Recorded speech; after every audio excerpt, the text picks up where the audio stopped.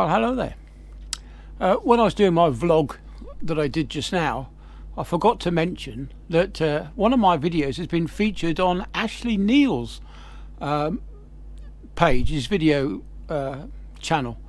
Now, Ashley does a lot of driving tuition and motoring type videos. He is a driving instructor, and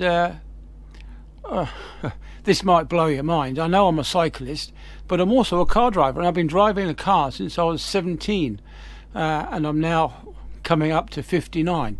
So yes, it's I've been driving a car for a rather long time, and also been riding a bicycle way before I could drive a car.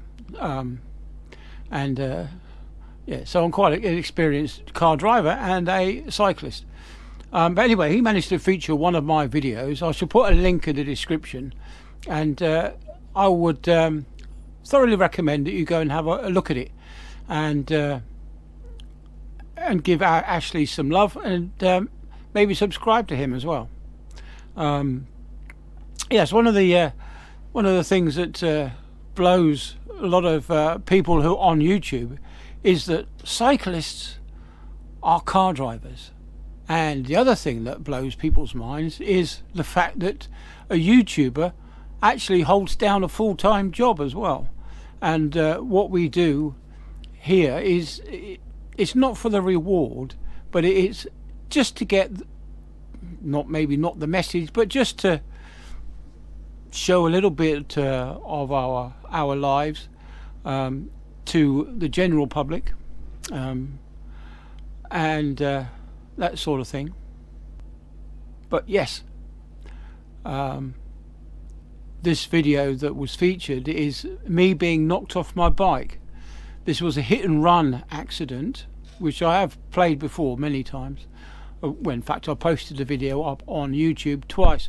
Once when I was struck off my bike, and the second time when I got settlement from the insurance companies. As you probably, if you have watched the videos, you'll know that it was somewhere in the region of about £1,500 to repair my bike. This bike took me several years to upgrade, and I'd only just finished upgrading it again when I was knocked off, and they did quite a bit of damage. They had to have new cranks, new pedals, new saddle, new handlebars, and quite a few other little bits and pieces. Oh yeah, new rear derailleur, and things like that, which all add up, and included in this £1,500 was the cost of my clothing as well. All down my shoulder was scuffed up, and there was a brand new jacket. I'd only worn it twice, so that was the second outing out, and of course having the surface scuffed up would have breached the watertight integrity of this jacket, which cost me a bloody fortune. Yeah, it's best part of £300 for a jacket. My rucksack got damaged. My shoulder strap took quite a bit of the brunt of the force as I landed on my shoulder and on my sides. Yeah, and also his insurance paid out in total £3,700 in compensation for my injuries. I suffered 2 broken ribs and extensive bruising down the right side of my body. Yeah, this guy didn't stop. He just left me for dead in the middle of the road. Luckily, 2 passers-by, well, they would have run me over if they kept on going, but they stopped and lifted me out of the road and put my bike down, and we just so happened to flag down a passing police car. The policeman was very good. He actually took my bike home, because it's literally just round the corner, less than 400 yards from my home.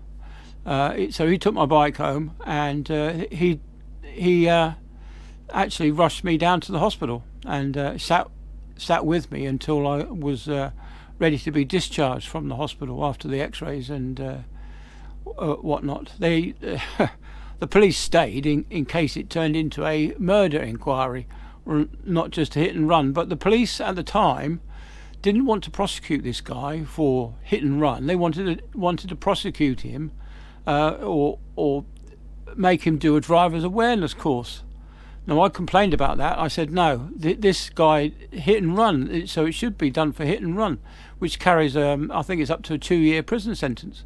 But no, they actually went, after I complained, to make a formal complaint, actually went for the driving without due care and attention. The guy got £500, 5 points on his licence and £200 in fines, which is peanuts really, but yeah, I'd really love to know how much his premiums went up. The next year he went to reinsure his car, which has probably cost him a fair bit. And you know what his excuse was? When the police caught up with him, this guy, he actually said to the policeman that cyclists have to give way to overtaking vehicles. Was that in the same way that car drivers have to give way to overtaking lorries? Or buses? No, it doesn't. The logic's not there. The guy was intent on doing some harm to a cyclist who was in his way, and if he'd waited, if you see the video, I was passing parked cars, and if he'd waited one more second, I would have passed the last parked car before the junction, and he could have pulled in front of me and zoomed off. In fact, he would have stopped at the junction, and I would have pulled up level with him, because that's the way it was. Around that, I was literally 5 seconds away from a junction, and 1 second away from pulling in. But he decided that he was going to ruin my life for 6 weeks. I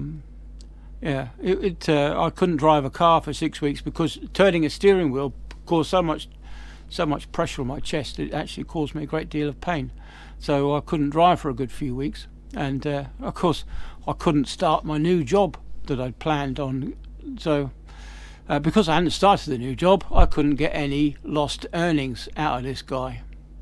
So unfortunately I lost out that way, and then of course COVID struck. And I was out of a job for 2 years. So yeah, that really started a bad patch for me.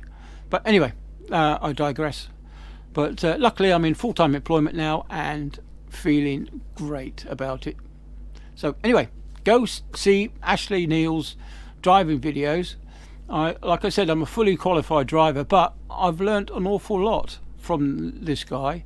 Some of it I already knew, some of it I didn't. So there's always a window of something that maybe you've missed, and you can refresh yourself on the driving laws.